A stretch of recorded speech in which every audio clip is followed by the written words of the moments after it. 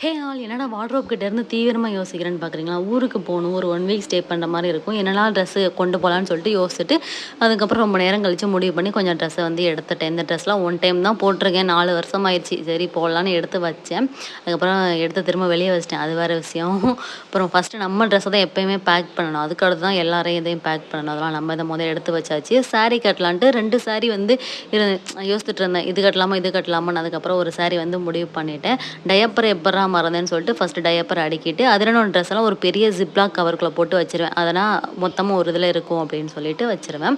அப்புறம் அதில எனக்கு தேவையான சில ஐட்டம்ஸ்லாம் எடுத்திருக்கேன். எனக்கு மேக்கப் ஐட்டம்னு பார்த்தா ஒரே ஒரு காஜல் மட்டும் தான். அது மட்டும் நமக்கு எடுத்தா போதும். 2 சாரில நான் இந்த சாரி தான் சூஸ் பண்ணியிருந்தேன். ப்ளீட் எடுத்து வச்சு கொண்டு போயிரலாம் மடிச்சுட்டு. அப்பனா வந்து நமக்கு கட்டுறதுக்கு ஈஸியா இருக்கும்லான்ட்டு 1 மணி நேரமா உட்காந்து அது கூட போராட வேண்டியதா இருக்கும். நீங்க எப்படி சாரி டக்குன்னு கட்டிடுவீங்களான்னு சொல்லிட்டு மறக்காம கமெண்ட் பண்ணுங்க. என்னால டக்குன்னு இந்த பட்டு சாரிலாம் கட்டவே வராது. அது என்ன டிசைனோ தெரியவே இல்ல.